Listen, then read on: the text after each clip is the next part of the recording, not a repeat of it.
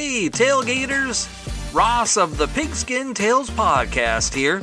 Feel that summer heat? It's not just the sun, it's the thrill of upcoming college football season, stoking the coals. So get ready for the season. Dive into the history books with Homefield, the premium collegiate apparel brand from Indianapolis. Homefield crafts incredibly comfortable gear designed with iconic vintage nods over 150 colleges. A library of history right on your chest. Homefield is the Indiana Jones of collegiate apparel, uncovering hidden gems from school archives. Unique mascots, logos, and even unforgettable moments frozen in time. Visit homefieldapparel.com and shop the archives. Homefield Apparel, where comfort, nostalgia, and the spirit of college football history unite. Again, that's homefieldapparel.com. The time has come. We're having our first episode if we're going to find out if a team is considered a dynasty or not. We've collected all the numbers and from all the data that we've been searching for and asking you about, and we've got those results and more as we talk about the Canton Bulldogs coming up in just a moment. This is the Pigskin Daily History Dispatch, a podcast that covers the anniversaries of American football events throughout history on a day-to-day basis. Your host, Darren Hayes, is podcasting from America's North Shore to bring you the memories of the gridiron one day at a time. So as we come out of the tunnel of the Sports History Network, let's take the field and go no huddle through the portal of positive gridiron history with pigskindispatch.com. This podcast is part of the Sports History Network, your headquarters for the yesteryear of your favorite sport. You can learn more at sportshistorynetwork.com. Hello, my football friends. This is Darren Hayes of PigskinDispatch.com. Welcome once again to the Pig Pen, your portal to positive football history, and welcome to another edition on our quest for dynasties and trying to figure out if a team is a dynasty or not. We're going to talk about some of the greatest teams in pro football history, and today, like the old saying says, my podcast will be like a mini skirt, long enough to cover the essentials, but short enough to hold your attention. And with that said, let's make sure that you are aware of our newsletter. It comes out each and every day, 6:30 a.m., talks about all the things that are going on in sports history for that day. We have football on Pigskin Dispatch. We have the other major sports in North America on Jersey Dispatch. We have many friends that are posting on their sites and bringing in Sports History Network, the Sports Time Traveler, and more. And we're always looking for some great things to talk about on sports history. It's a great way to get your day going. Free to sign up for, cancel at any time. Sign up at the show notes of this very podcast or at the top of Pigskin Dispatch or jerseydispatch.com. Now, today in our journey, we are going to, first of all, set the table for what we're looking for of the criteria of a football dynasty. Now, we last week put out a poll. We've been for about a month now researching historians and experts and everybody else that's in the know of football history and what they think a dynasty is, getting that definition. We nailed down some criteria in the polls that some of you helped us do, and we thank you for that. Now, the responses were tabulated and averaged and collected, and here are the key components that need to be met to be considered a football dynasty.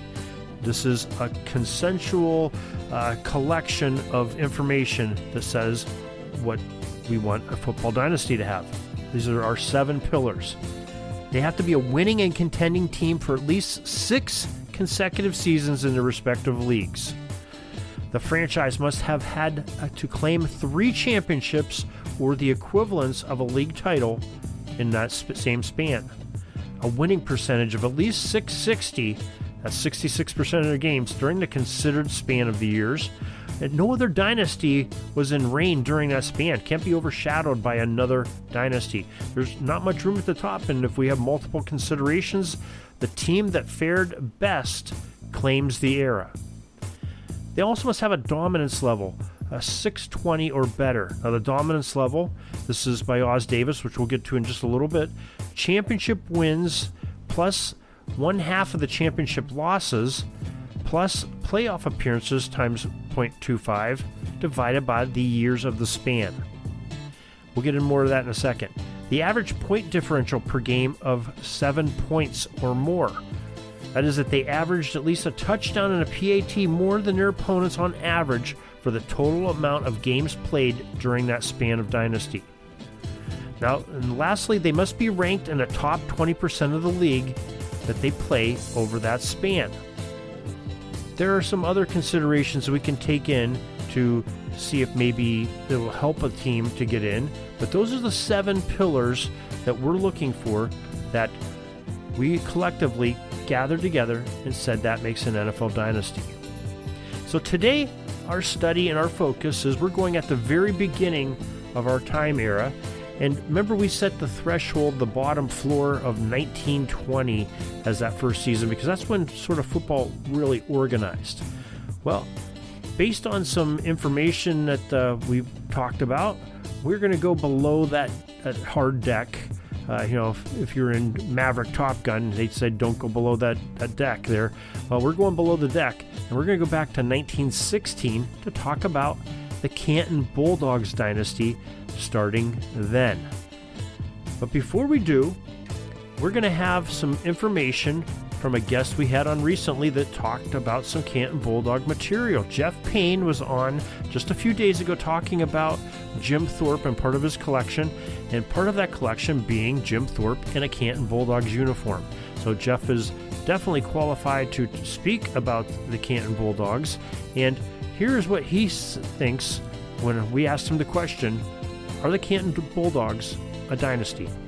We've got Jeff Payne here, a collector and the founder of the vintage football community and the VFC, as we call it. And he is really an expert in some of these great old football teams that we're talking about. And recently we had him on and we talked about the Jim Thorpe collection he has with some Canton Bulldogs. And Jeff, just want to ask you, we have a project going on with our football dynasties. We're trying to go through and we've defined what a football dynasty is, but we're asking experts like yourself that have some knowledge of the sport and the game and the teams and the players on that era.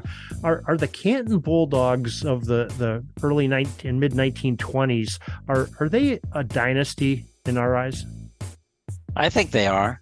I mean, I know we batted this around on VFC as well. You led a discussion on it, and the first of all, if it's not just about the NFL, the Canton Bulldog dynasty started even earlier than that. I mean, they won the Ohio League championship 3 of the last 4 years before the NFL was formed.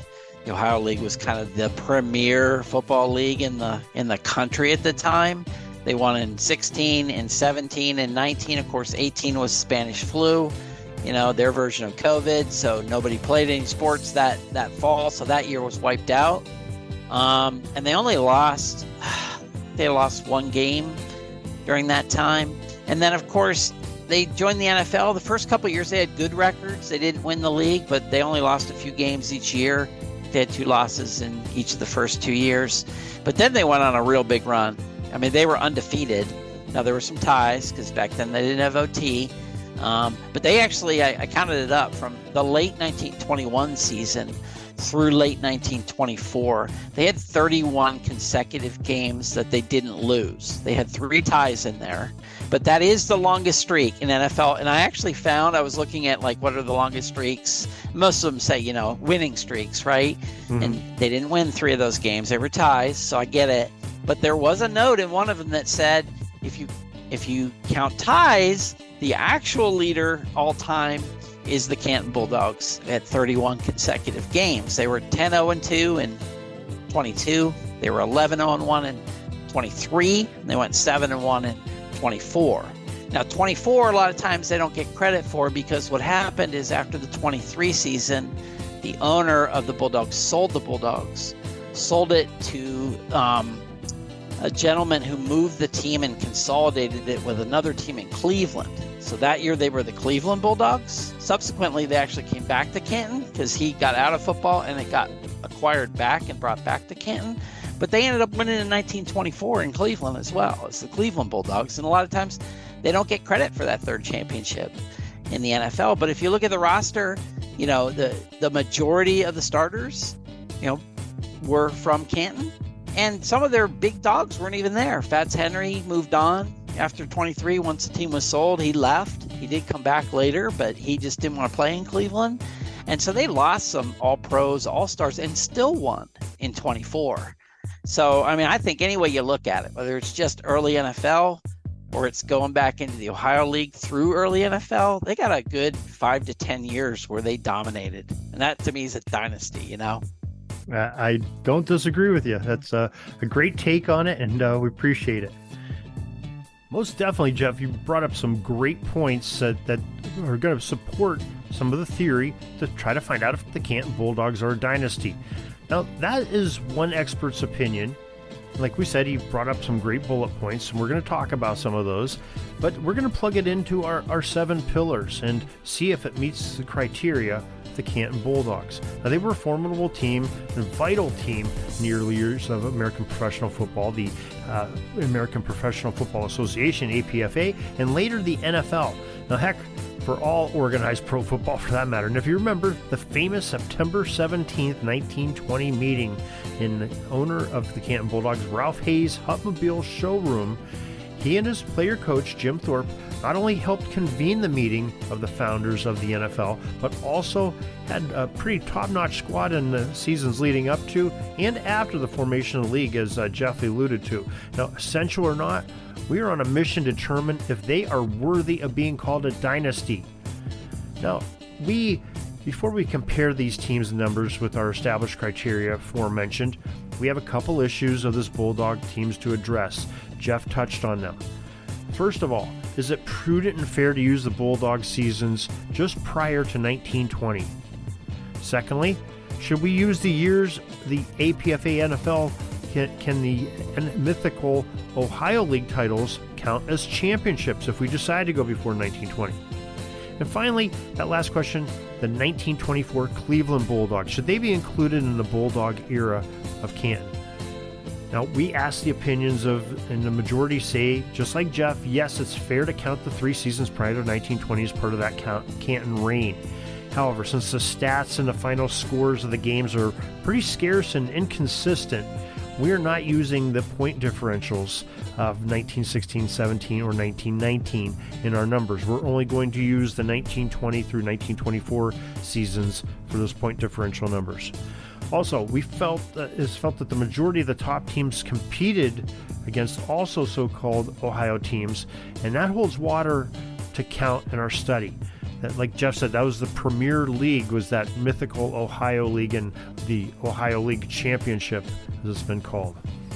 The 1924 Cleveland Bulldogs were a merger of the 1923 Canton Bulldogs and another Cleveland franchise, and more than 1/3 of the players were former Canton Bulldogs, including player coach Guy Chamberlain, and that core nucleus of that 1924 title team were former Canton players. So there is some consistency and redundancy in that being the core team going in there. Like you said, Pete Henry peeled off and went somewhere else, and a couple other guys, but mainly that main core was still the 1923 Canton Bulldogs. Now the next question is, did the Canton Bulldogs win games and titles? Short answer is yes. Canton Bulldogs were highly successful from 1916 through 1924, and during that span of 8 seasons, because remember they didn't play in 1918 due to World War I and the Spanish flu, as Jeff alluded to, the team played, from what we can tell, a total of 84 games and had 67 wins and 9 ties as a result of them in that span. Now that record gave them a winning percentage of .893, almost 90% on their winning streak. Now, our numbers are a little bit different from Jeff's. Remember, he said that they had 2 losses in those first couple seasons of the APFA NFL. Well, that's true. That's with the games that were counted against other NFL teams. They actually were like a 7-4 record in their first season of the APFA, but 2 of them were independent games that they played and lost. Now, winning gave them the honor at the end of multiple seasons of being called the best team and a champion. Before the 1930s, teams even in the NFL, it was the best record that gave you the championship, not a title game. And before 1920 and the APFA organized professional football, the Dogs played in a convoluted quasi-organization called that Ohio League. it really wasn't a league. There wasn't pre-scheduled games very often. It was basically each week somebody would say, hey, we want to play you, and they're trying to get the teams that are going to draw. So everybody wanted to play Canton because Canton would draw crowds. Same thing with some of those other pre-NFL teams, the Massillon Tigers and the Columbus Panhandles. You know, they wanted to get these bigger teams to come in and have crowds drawn so their players and them could make money. Now let's get to the element of the dominance level, the DL as we call it. Oz Davis, a fellow podcaster, you've heard him on this show a bunch of times. He has the Truly the Goats series. He has been on multiple other things, the SHN Showcase, and he's been running his own another one where he talks about some of the great moments in sports history. Now he posted a response to my challenge of what a dynasty is last week. And you can find it on a link on the Sports History Network. It's called What Makes an NFL Dynasty. We have a link on our website for this Canton Bulldogs episode. Now, some formulas to success is what Oz says. It says, when the proposition of defining Dynasty NFL first was presented, the Occam's razor of equation came to Mr. Davis. It came as dominance level, or DL, equals championship wins, plus championship losses times 0.5, plus playoff appearances times 0.25 divided by the years of the span. Now we're going to take that a step further. In the years before playoffs and before championship games, where teams couldn't lose those, we are just going to ignore that fact, take those out, and we're not going to put that as part of the equation. So basically, we're going to go championship wins divided by the years of that span. Now, since there was not a championship game per se, and definitely not any playoff games, we're going to be doing that for the Canton Bulldogs. Now, if we break the floor of that 1920 and look back to the 1916 seasons through 1923, the Canton Bulldogs, and then count in the 1924 Cleveland Bulldogs as a continuation of the Bulldogs franchise, we meet our maximum of 6 season criteria for the consideration of a dynasty, and we will let them claim the title with the mythical Ohio League Championships moniker where applicable. With that said, our dominance level formula of the Bulldogs 1916 and 1924 is 6 championships divided by 8 seasons, or a 750 dominance level, 750 DL. That is quite strong. So the verdict on this Canton being a dynasty, let's compare them to our 7 pillars that we established earlier. First, they met the winning tradition of having 8 consecutive seasons. A 6 was the shortest that would be considered. They're 2 over that, so with those special seasons like we talked about.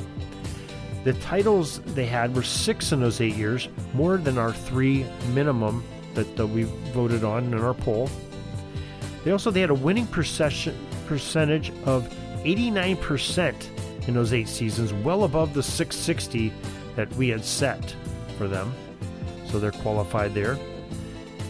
And were they the most dominant team? There was teams like Massillon early on, Akron, Buffalo, and others that contended and even won titles during that time, but all paled in comparison to the reign of the Bulldog between 1916 and 1924. When you have 6 of those titles in that 8-year span, there's not too many people that can say they were a better team over that long haul. Now their dominance level score, like we just talked about, 620 or better. We said they hit 750, so they're definitely over that. Checking all the boxes here. Now we get to the point differential. We said that we wanted a minimum of 7 points per game during that span, win or lose, but that's what your average has to be. The point differential for the Canton Bulldogs in that 8 years is just over 9 points per game, so they definitely qualify there. They beat it by 2 points. And finally, the worst finish from what we can tell was that 8th place out of 14 teams in 1920 with a 7-4-1 overall record. They were probably 7-2-1, as Jeff says. But it was 8th place. But that wasn't too shabby, having that pretty good record there. But there was a lot of teams that were undefeated. But then again, those teams were playing out of league games and running up some good win-loss records there. And like we said, the Akron Pros end up winning the APFA's first championship, the game that first year. But all in all, they meet the 7 pillars of being a dynasty. So the Canton Bulldogs, per the consensus criteria we've collected, and establishing those 7 pieces of information that have to be met, are the first true professional football dynasty. Now you may say, oh no, we had a lot of dynasties before that. How about the Duquesne Athletic Club, and maybe the Latrobe Athletic Club, and the J. Lawless, and some of those Pittsburgh Athletic Club. Well, they didn't meet the criteria. None of them had at least 6 seasons of being the champion per se. Even the Pittsburgh or Pennsylvania leagues, and so they fell well short of that. The other thing is we don't have a lot of records of what their win-loss was. There's a lot of speculation there, but they just don't have that. We can consider that with the championships like we can a little bit more clear-cut with Canton. So that's why we're calling them the first true dynasty in pro football. Now we have a lot of related stories that go on with this on a lot of different Canton things. You can go in our search box or go on the website to follow the link to this story on the Canton Bulldogs. You'll find all kinds of great things there. And we thank you very much for joining us and helping us to determine these dynasties. We're going to go through a bunch more teams, some of the greatest teams in pro football history, and put them to the test with our 7 pillars. If you have any comments or like to make suggestions or anything, we take the good, we take the bad. You can email us, pigskindispatch@gmail.com. Follow us on Twitter @Pigskin Dispatch, Facebook @Pigskin Dispatch, and we're also on Threads and LinkedIn. LinkedIn, we are Darren Hayes, and Threads, we are @Pigskin Dispatch. Very special thanks to Oz Davis and everybody else that voted and supplied in our polls, and for Jeff Payne for not only voting and giving us some advice, but helping us on Canton Bulldog, giving us some stats and information on them as well. And to all of you, we thank you. Hope you'll join us again next time. And till that next time, have a great gridiron day. Peeking up at the clock, the time's running down. We're going to go into victory formation, take a knee, and let this baby run out. Thanks for joining us. We'll see you back tomorrow for the next podcast. We invite you to check out our website, pigskindispatch.com, not only to see the daily football history, but to experience positive football with our many articles on the good people of the game, as well as our own football comic strip, Cleat Marks Comics. Pigskindispatch.com is also on social media outlets, Facebook, Twitter, Instagram, and don't forget the Pigskin Dispatch YouTube channel to get all of your positive football news and history. A special thanks to the talents of Mike and Jean Monroe, as well as Jason Neff for letting us use their music during our podcast. This podcast is part of the Sports History Network, your headquarters for the yesteryear of your favorite sport. You can learn more at sportshistorynetwork.com. Hey there, sports history fan. This is Arnie Chapman, aka the Football History Dude, and I wanted to thank you for stopping by to listen to another episode here on the Sports History Network. Our podcasters are passionate about uncovering and sharing sports stories from yesteryear. And if you didn't know it already, we have over 30 shows across the network covering all sorts of sports history topics. In fact, here's a glimpse into one of our awesome podcasts here on the network. Each week, the official Football Learning Academy podcast will take you deep into the history of pro football through interviews with players, coaches, or administrators in the NFL, as well as interviews with Pro Football Hall of Fame selectors, authors, and historians. You'll learn how the game evolved and important moments that shaped the sport into what it is today. And don't miss the Pro Football History Nugget of the Week. Listen to the official Football Learning Academy podcast on the Sports History Network. How about that? I bet you're super hyped to go listen to that new podcast, right? Well, to learn about this show and all the other podcasts on the network, head over to sportshistorynetwork.com/podcast. Again, that's sportshistorynetwork.com/podcast. Head over there today to find your next favorite sports history podcast.